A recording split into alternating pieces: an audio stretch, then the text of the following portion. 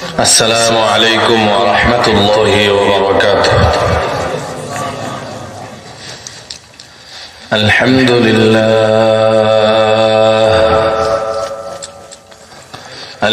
لله نحمده ونستعينه ونستغفره ونؤمن به ونتوكل عليه ونعوذ بالله من شرور أنفسنا ومن سيئات أعمالنا.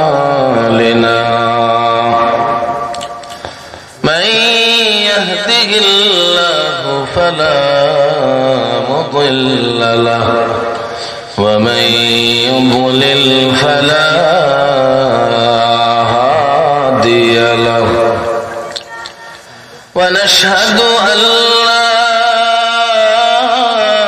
إله إلا الله وحده لا شريك له. ونشهد أن سيدنا وسندنا وحبيبنا وحبيب ربنا وطبيبنا وطبيب قلوبنا وأولانا ومولانا وأجودنا محمدا عبده ورسوله. أما بعد فقد قال الله تعالى في كلامه المجيد وفرقانه الحميد.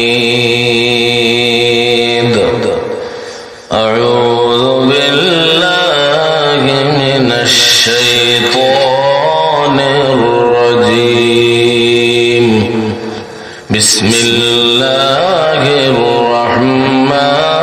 الرحمن الرحيم. يا أيها الناس اتقوا ربكم إن زلزلة الساعة شيء عظيم. صدق الله العلي العظيم. وقال النبي صلى الله عليه وسلم لا تزول قدم ابن آدم حتى يسأل عن خمس. لا تزول قدم ابن آدم يوم القيامة حتى يسأل عن خمس: عن عمره فيما أفناه، وعن شبابه فيما أبلاه، وعن ماله من أين اكتسبه وفيما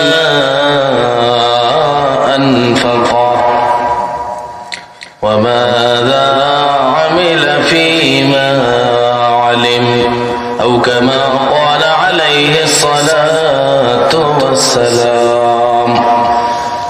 وقال الله تبارك وتعالى في شان حبيبه: إن الله وملائكته يصلون على النبي يا أيها الذين آمنوا صلوا عليه صلوا عليه وسلموا تسليما অন্তরের অন্তঃস্থল থেকে মহব্বতের সহিত দুরূদ শরীফ পাঠ করি। সাল্লাল্লাহু আলা সাইয়্যিদিনা ওয়া মাওলানা মুহাম্মদ ওয়া আলা আলিহি ওয়া আসহাবিহি ওয়া সাল্লাম। সাল্লাল্লাহু আলা সাইয়্যিদিনা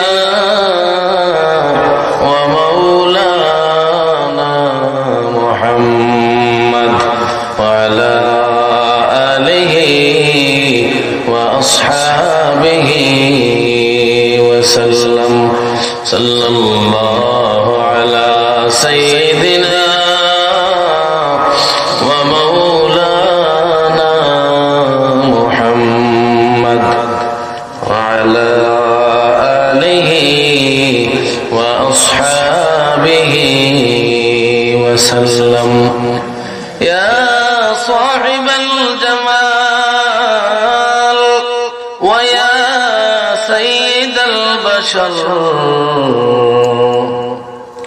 من وجهك المنير لقد نور القمر بلغ العلا بكماله كشف الدجى بجماله حسنت جميع خصاله صلوا عليه وآله.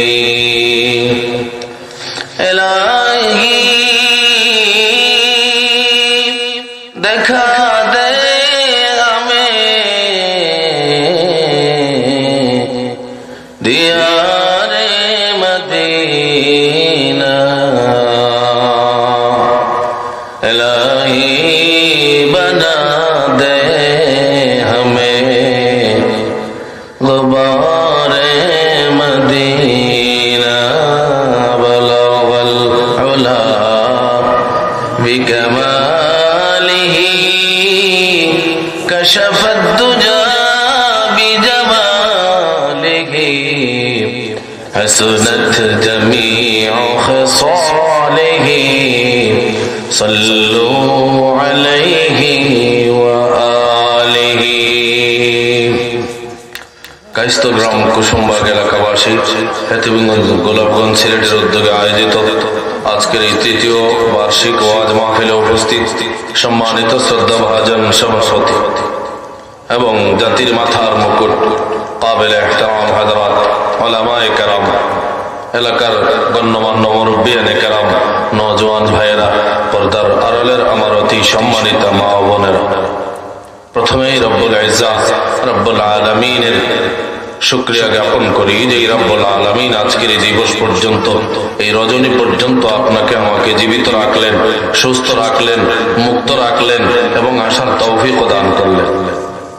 বহু মানুষ, তৃতীয় মাহফিল চলছে না, তৃতীয় বার্ষিক ওয়াজ মাহফিল, দ্বিতীয় বার্ষিক ওয়াজ মাহফিল যেটা হয়েছিল, আরো আগে যদি যাই, প্রথম বার্ষিক ওয়াজ মাহফিল যে হয়েছিল, অনেক মানুষ আছেন যারা ওই প্রথম ওয়াজ মাহফিলে ছিলেন, কিন্তু দ্বিতীয় মাহফিল আর পান নাই, কবরবাসী হয়ে গেছে। আর অনেক মানুষ দ্বিতীয় বার্ষিক মাহফিলও পেয়েছিলেন, কিন্তু আজকের এই তৃতীয় বার্ষিক ওয়াজ মাহফিল পর্যন্ত তাদের হায়াত নেই, তারা আর জীবিত নাই, কবরবাসী হয়ে গেছে। এখন যদি বলেন যে আমি একটু কবর থেকে বের হতে চাই, আর গিয়ে আমাদের কায়স্থগ্রাম কুসুমবাগ এলাকাবাসীর উদ্যোগে যে মাহফিল হয় একটু শরীক হয়ে পরেই চলে আবার কবরে চলে আসবো, সুযোগ আছে? নাই। তা আমরা যে আগামী বছর যখন চতুর্থ বার্ষিক ওয়াজ মাহফিল হবে, আল্লাহ যেন তৌফিক দান করেন এলাকাবাসী, আমাদের ইমানের ব্যাটারিতে যেন আমরা কিছু চার্জ এলাকাবাসী নিতে পারি এই মাহফিলের মাধ্যমে। এতগুলো আমাদের অবস্থা। আবার যারা ওয়াজ করতে আসেন মেহমান বৃন্দ, ওনাদের মধ্য থেকেও সিরিয়াল বাই সিরিয়াল, এমনকি আমি তো বলি প্রতিযোগিতা শুরু হয়েছে কোন বুজুর্গের আগে কোন বুজুর্গ দুনিয়া ছেড়ে কবরবাসী হয়েছে। অনেকটা এরকম না? এক বছরে আমাদেরকে কাঁদিয়ে কতজন ওলামায়ে কেরাম চলে গেলেন। এক একটা বছর গেলে হিসাব করবেন যে এই বছর কতজন বুজুর্গানে দিন আমরা হারালাম।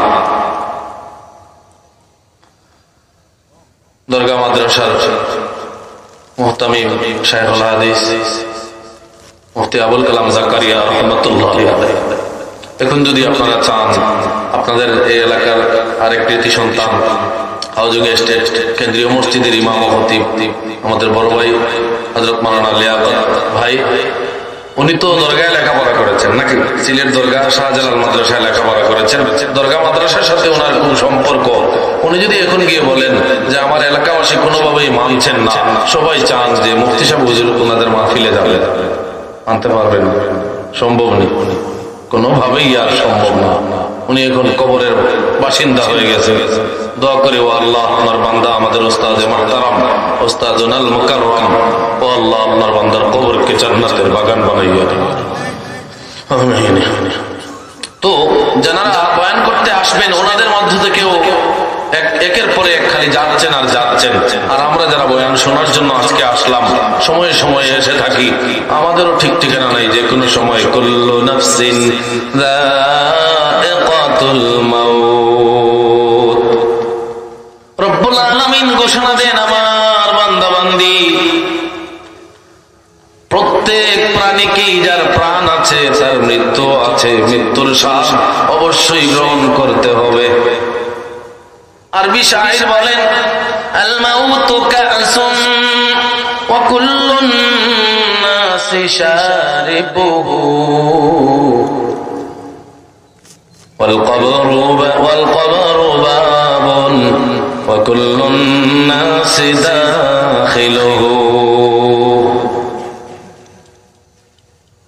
মৃত্যু এমন এক পেয়ালা, যে পেয়ালার থেকে ধনী গরিব, শিক্ষিত শিক্ষিত, আলেম গায়র আলেম, নবী রাসূল, আউলিয়া গাউস কুতুব রাজা বাদশাহ সবাইকে ওই পেয়ালার থেকে মৃত্যুর স্বাদ গ্রহণ করতে হবে।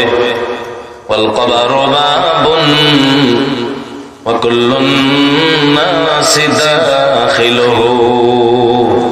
আর কবর এমন একটা গেট, এমন একটা দরজা, যে দরওয়াজা দিয়ে প্রত্যেককেই অবশ্যই প্রবেশ করতে হবে, না করে কোনো উপায় নাই, কোনো উপায় নাই। সব বিষয় নিয়ে ইখতিলাফ আছে। যেমন মহান রব্বুল আলামিন সৃষ্টিকর্তা কয়জন আমরা জানি? ওয়াহিদ, এক। কুল হুয়াল্লাহু আহাদ, আল্লাহ কয়জন? একজন।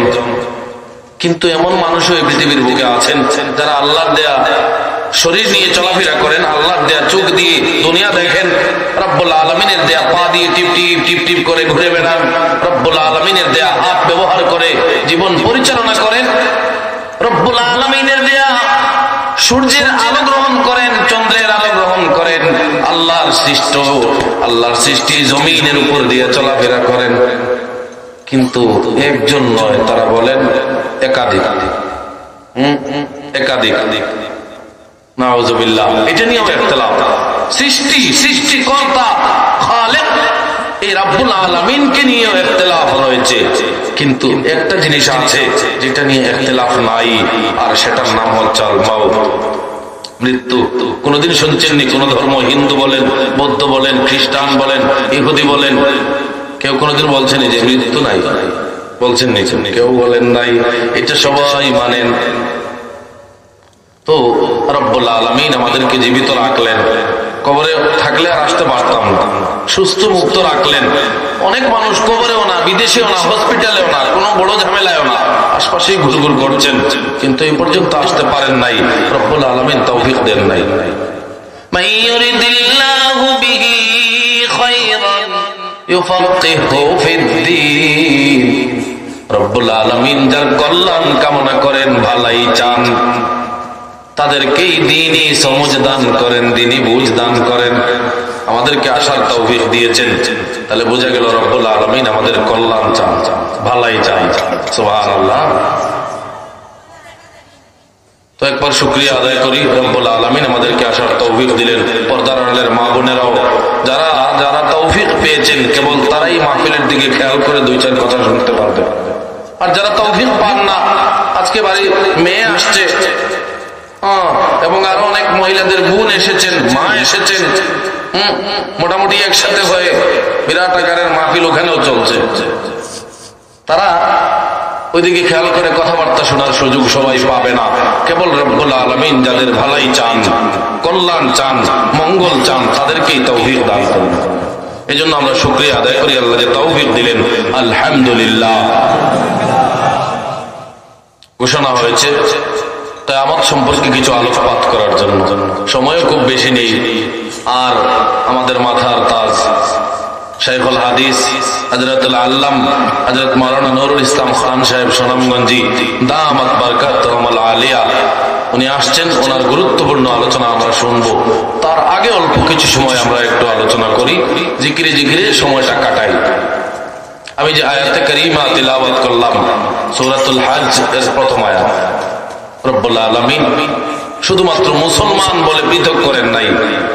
ইয়া আইয়ুহাল্লাযীনা আমানু, হে ঈমানদারগণ, এইভাবে বলেন নাই, বরং সবাইকে সামনে রেখে ইয়া আইয়ুহান নাস। এইজন্য এই ওয়াজ শুধু ঈমানদারের জন্য নয়, যে হে ঈমানদারগণ, শুধু ঈমানদারের অনেক কথা আছে না, ইয়া আইয়ুহাল্লাযীনা আমানু ইত্তাকুল্লাহা হাক্কা তুকাতি ইত্তাকু রাব্বাকুম, এইভাবে আর কত আয়াত আছে। এখানে রব্বুল আলামিন সবাইকে সম্বোধন করে বলেন ইয়া আইয়ুহান নাস ইত্তাকু রাব্বাকুম ইন্না যালজালাতাস সাআতি শাইউন আযীম। হে মানব সকল, তোমরা তোমাদের প্রতিপালক রব্বুল আলামিনকে ভয় করো। কেন ভয় করতাম? কি তো দরকার পড়লো? কত মানুষ ভয় করে না, কত মানুষ নামাজ পড়ে না। ভয় করে না দেখেই তো নামাজ পড়ে না। কত মানুষ রোজা রাখে না, হজ করে না, যাকাত দেয় না। কত মানুষ সুদ খায়, ঘুষ খায়, মানুষের উপর অন্যায় অত্যাচার জুলুম করে। তাহলে বোঝা গেল এই বেচারা আল্লাহ রাব্বুল আলামিনকে ভয় পায় না। ঠিক আছে? তো ওই লোকগুলো রব্বুল আলামিনকে ভয় পায় না, নামাজও পড়ে না, রোজাও রাখে না, হজও করে না, যাকাতও দেয় না, কোরআন সুন্নাহ অনুযায়ী জীবন পরিচালনা করে না। এর কি ক্ষতি হয়ে গেছে? কথার কথা আছে না নেই? বেনামাজি, হ্যাঁ, রোজা রাখে না, নাই আছে, কিন্তু সেও আপনার আমার মতো দিব্যি ঘুরে বেড়াচ্ছে। তারও হাত কাজ করে, তারও পা দিয়ে সে চলাফেরা করতে পারে, তারও ব্রেন দিয়ে সে চিন্তাও করতে পারে। যদিও রাসূল মাকবুল সাল্লাল্লাহু আলাইহি ওয়াসাল্লাম ইরশাদ করেছেন, আল কাইয়িসু মান দানা নাফসাহু ওয়া আমিলা লিমা বা'দাল মাউত। হযরত শাদ্দাদ ইবনে আউস রাদিয়াল্লাহু আনহু থেকে বর্ণিত, তিনি বলেন রাসূলুল্লাহ সাল্লাল্লাহু আলাইহি ওয়াসাল্লাম ইরশাদ করেছেন, বুদ্ধিমান পুরুষ, বুদ্ধিমান মহিলা হইল ওই ব্যক্তি মান দানা নাফসাহু, যে তার নফসকে নিয়ন্ত্রণ করতে পারে, ওয়া আমিলা লিমা বা'দাল মাউত, এবং মৃত্যুর পরবর্তী সময়ের জন্য আমল করে, কাজ করে। ওয়াল আজিজু মান আতবা'a নাফসাহু হাওয়াহা ওয়া তামান্না আলাল্লাহ।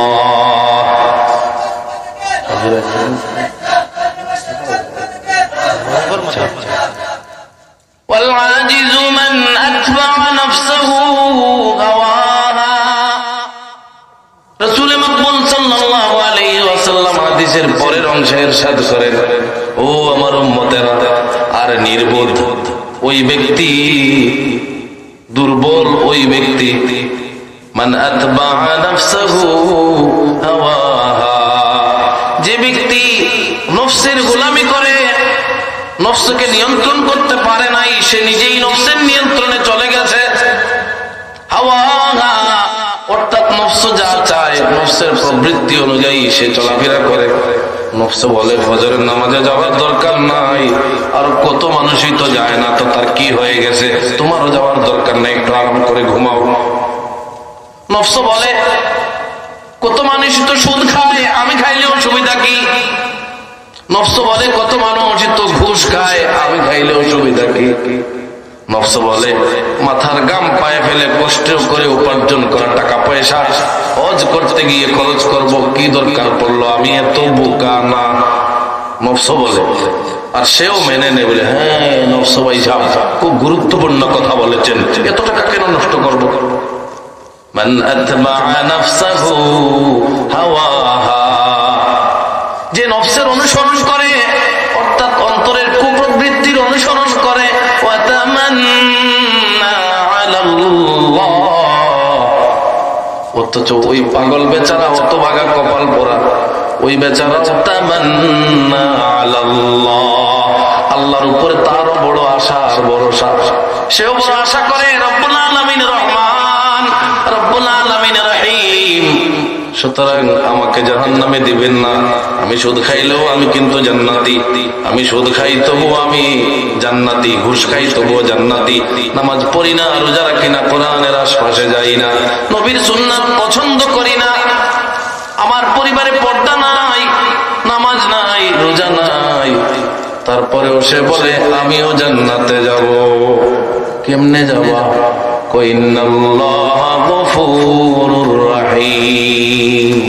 আল্লাহ তো ক্ষমাশীল, ক্ষমা করে দিবেন, আল্লাহ দয়ালু, অত্যন্ত দয়ালু, রব্বুল আলামিনের এত বেশি দয়া, এত বেশি দয়া। তার বয়ান এটা, আমার না। যে বেচারা নামাজ পড়ে না আবার বলে জান্নাতে যাবে, তার কথা বলছি। সে বলে আল্লাহ রব্বুল আলামিন হাদিসে কুদসি রাসূলুল্লাহ সাল্লাল্লাহু আলাইহি ওয়াসাল্লাম ইরশাদ করেন, আল্লাহ তাআলা বলেছেন, যত হাদিসে শুনবেন রাসূল বলেছেন, আবার পরে ক্বাল আল্লাহু তাআলা, আল্লাহ বলেছেন, সেটাকে হাদিসে কুদসি বলা হয়। আল্লাহ রাব্বুল আলামিন বলেন ইন্না রাহমাতি সাবাকাত গাযাবি, ও আমার বান্দা বান্দি, আমার রহমত, আমার দয়া, আমার করুণা এত বেশি, এত বেশি যে এর সামনে যদি আমার রাগ গুসা না হয় তাহলে আমার রহমতই বিজয় লাভ করে। এখন সেই হাদিস শুনছে কোন জায়গার থেকে? হাদিসে কুদসি। ওই হাদিসে কুদসি শুনছেন না? বলে কি যে হাদিসে কুদসিতে? বলে ওখানে বলা আছে রব্বুল আলামিনের দয়া অনেক বেশি, সুতরাং রব্বুল আলামিন আমাকে জাহান্নামে দিবেন না, আমি আশা করি। ওনার আশা দিয়ে আল্লাহ রব্বুল আলামিন সিদ্ধান্ত নিবেন কারে জান্নাতে দিবেন আর কাকে জাহান্নামে দিবেন, ওনার আশা দিয়ে। অনেকেই আছেন আমাদের সিলেট বিশেষ করে, অনেক প্রবাসী ভাই আছেন, অনেক প্রবাসী ভাই। আমার তো এখানে একটা মামার বাড়ি আছে, আমি অবশ্য ছোটবেলা থেকে ঢাকায় ছিলাম, যার কারণে আসার এত সুযোগ হয় না। মাওলানা সিরাজ সাহেব একজন ছিলেন, ইন্তেকাল করেছেন, এদিকে আশপাশে বাড়ি হবে। ওনার বড় ছেলে আব্দুল্লাহ এখন আফ্রিকাতে আছেন, মাওলানা আব্দুল্লাহ, আরেক ছেলে ইয়াহিয়া, ও এখনো আফ্রিকাতে আছে। আমার কিন্তু মামা তো ভাই, ওরা মামা ইন্তেকাল করে ফেলছেন, আল্লাহ ওনাকে জান্নাত দেন। জানি না কোন দিকে এদিকে বাড়ি। আমার আম্মা এবং আমাদের বাড়ির সবাই যাওয়া আসা করেছেন, আমি সুযোগ পাইনি, বেচারা ঢাকায় ছিলাম এদিকে। তো অনেক প্রবাসী ভাই আছেন। এখন মনে করেন এক প্রবাসী ভাই আপনাকে এসে বলছেন হুজুর দোয়া করবেন, ভাই দোয়া করবেন, চাচা নানা দাদা যাকে যা ডাকে দোয়া করবেন, আঙ্কেল আমি তো বিদেশে চলে যাচ্ছি। আচ্ছা বাজান, বিদেশে যাওয়া তো কোন দেশে যাচ্ছ? কয় ইউরোপে বা কোন একটা দেশের নাম বললো। এবারে যখন আপনি জিজ্ঞেস করলেন তো পাসপোর্টের মেয়াদটা আর আছেনি, ভিসা আসেনি, টিকিট টুকিট করছনি, এখন যদি বলে যে না পাসপোর্ট তো নাই আমার, আর আমার তো ভিসা টিসাও নাই, কিন্তু দোয়া করবেন আমি নিয়ত করছি যেটা, তখন আপনি আমি কি বলবো তাকে? এই বেচারা মাথায় সমস্যা আছে, পাগল বক বক করছে, এরকম মনে করব। ঠিক এরকম ভাবে রাসূল বলেন আল কাইয়িসু মান দানা নাফসাহু ওয়া আমিলা লিমা বা'দাল মাউত। বুদ্ধিমান ওই ব্যক্তি যে ব্যক্তি নফসকে নিয়ন্ত্রণ করতে পারে। নফস বলে নামাজে যাওয়ার দরকার না, একটু আরাম করে ঘুমাও। সারাদিন ব্যবসা করে বড় কষ্ট করেছ, অনেক গভীর রজনীতে বাড়িতে ফিরে কষ্ট করে খাওয়া দাওয়া করে তারপরে ঘুমাইলা, এখনই আবার আজানের সময় মসজিদে চলে যেতে হবে, দরকার নাই, একটু আরাম করে ঘুমাও। তখন সে বলে না রে, আমি আরাম করে ঘুমানোর জন্য দুনিয়াতে প্রেরিত হই না। দুনিয়া আরামের জায়গা না, এই দুনিয়া থাকার জায়গাও না, চলে যেতে হবে। রাজা বাদশাহ, নবী রাসূল, ওলিয়া উলিয়া, গাউস কুতুব, শিক্ষিত শিক্ষিত মেম্বার, চেয়ারম্যান, এমপি, মন্ত্রী কেউই থাকতে পারে নাই। আল্লাহ বলেন ওয়ালাউ কুনতুম ফি বুরুজিম শাইয়াদা। ও আমার বান্দা বান্দি, শক্ত প্রাচীরের ভিতরেও যদি ঢুকে যাও যাতে করে আজরাইল না আসতে পারে, আল্লাহ বলেন না না, সেই জায়গাতেও পৌঁছে যাবেন আমার ফেরেশতা, আর তোমার জান কবজ করে ফেলবেন। জান যখন কবজ হয়ে যাবে, এবারে আমাদের ঠিকানা কোথায়? কবর। কবরে যখন চলে যাব, এবারে আখিরাতের হাওয়া বাতাস পাইতে শুরু করব। তখনই কিয়ামত না, কিয়ামত আরো পরে। কিন্তু ওই কবর, আল কবরু ইম্মা রাউদাতুম মির রিয়াদিল জান্নাহ আও হুফারাতুম মিন হুফারিন নার। কবর হয়তোবা হবে জান্নাতের একটা বাগান, অথবা হবে জাহান্নামের একটা গর্ত। যেই ব্যক্তি এমন আমল, এমন ভাবে জীবন পরিচালনা করলো, মান দানা নাফসাহু, নফসকে নিয়ন্ত্রণ করতে পারলো, আর ওয়া আমিলা লিমা বা'দাল মাউত, মৃত্যুর পরবর্তী জীবনের জন্য, পরবর্তী সময়ের জন্য কাজ করতে পারলো, আমল করতে পারলো, ওই ব্যক্তির জন্য কবর হবে জান্নাতের বাগান। তাকে ফেরেশতারা আসবেন, আসার পরে কিছু সওয়াল জবাব আছে, কমন আপনারা জানেন, মান রাব্বুকা ওয়া মা দীনুকা, নবীরে চিনুনি, এইভাবে কিছু প্রশ্ন হবে। এরপরে তারা সবাই দেবেন আর বলবেন নাম কানাউমাতিল আরুস। ও আল্লাহর বান্দা, আল্লাহর বান্দি, তুমি দুনিয়াতে নফসকে নিয়ন্ত্রণ করেছিলে এবং তুমি দুনিয়ার জন্য কোনো আমল করো নাই, আখিরাতের জন্য আমল করেছিলে। সুতরাং এখন তুমি ঘুমাও। যেভাবে যুবক নতুন বিবাহ করেছে, আজকেই তার স্ত্রীর সাথে প্রথম দেখা, তার বাসর হয়েছে, এরপরের দিন যে ঘুমটা দে, ওই ব্যক্তির মতো তুমিও ঘুমাও। তার জন্য জান্নাতের বাগান। আর ওয়াল আজিজু মান আতবা'a নাফসাহু হাওয়াহা ওয়া তামান্না আলাল্লাহ। অক্ষম এবং দুর্বল ওই ব্যক্তি, নির্বুধ ওই ব্যক্তি, যেই বেচারা তার নফসের অনুসরণ করে। নফস বলে ঘুমাও, ঠিক আছে হযরত, ঘুমিয়ে পড়লাম। নফস বলে সুদ খাওয়া অসুবিধা নাই, আরো কত মানুষে খায়, এদের যা হয় তোমারও তা হবে, এরকম একটা বলে চালাই দিল আর খেয়ে ফেলতেছে।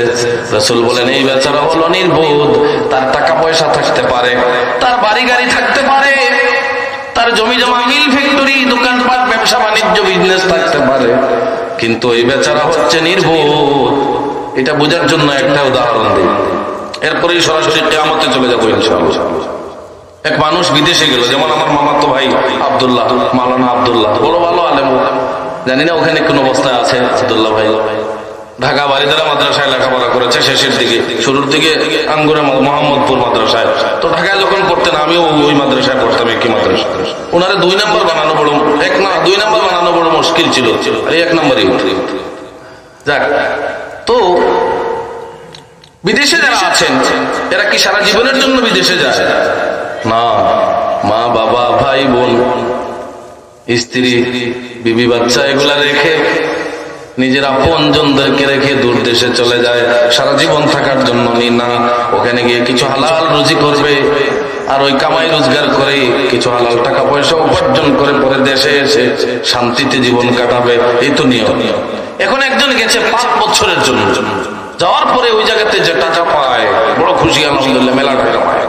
এবারে এই টাকা দিয়ে সেই জায়গাতে বিরাট আকারে বিল্ডিং করছে, আর থাই গ্লাস লাগাইছে, আপনার এসি, আরো যত ধরনের আরামের ব্যবস্থা। 5 বছর আর বেশি দেরি নাই, এরপরে দেখা যায় বাড়ি আসার সময় চলে আসছে, বাড়িতেও চলে আসতেছে।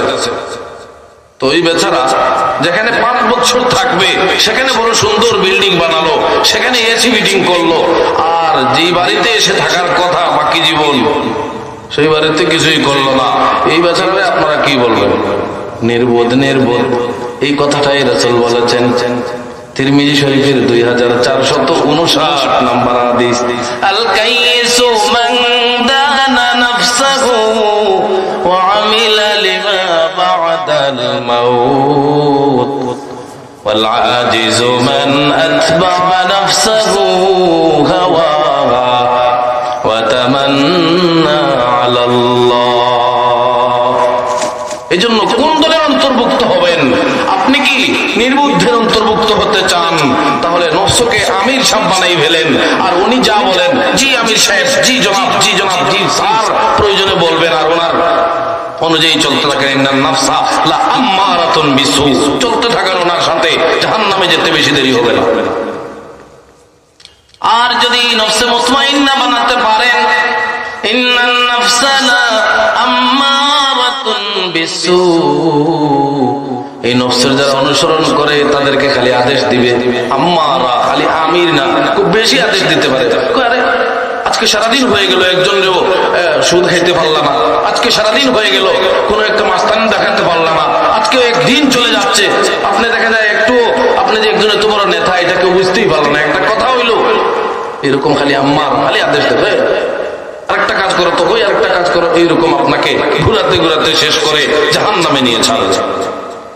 আর যদি নফসে মুতমাইন্নার মালিক হইতে পারেন, জিকির করতে করতে উলামায়ে কেরামের সাথে সংস্পর্শ করতে পারেন, তাহলে রব্বুল আলামিন বলেন ইয়া আইয়াতুহান নাফসুল মুতমাইন্না ইরজিই ইলা রাব্বিকি রাদিয়াতাম মারদিয়া ফাদখুলি ফি ইবাদি ওয়াদখুলি জান্নাতি।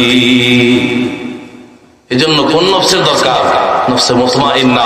ঘরে বসে থাকলে হয় না, এমনিতে নামাজ ছাড়তে ছাড়তে এটা আসবে না। দেখ, যে আলোচনা আমার মূল বিষয়, কবরে চলে গেলেন, এবারে কবর হয়তো জান্নাতের বাগান, না হলে জাহান্নাম। এরপরে কিয়ামত, কিয়ামতটা কেমন রব্বুল আলামিন প্রথমেই বলেন ইয়া আইয়ুহান নাসুত্তাকু রাব্বাকুম, ও মানবকুল, মানুষ সকল তোমরা প্রতিপালককে ভয় পাও, কারণ ইন্না জালজালাতাস সাআতি শাইউন আযীম, কিয়ামতের প্রকম্পন বড় কঠিন, বড় কঠিন। এরপরেই বলেন ইয়াউমা তারাউনাহা তাযহালু কুল্লু মুরদিআতিন আম্মা আরদাআত ওয়া তাদউ কুল্লু যাতি হামলিন হামলাহা। কিয়ামতের এমন একটা অবস্থা হবে, দুধ পানকারিনী মা তার সন্তানকে ভুলে যাবে, কোন জায়গায় সন্তান আর কোন জায়গায় উনি। আর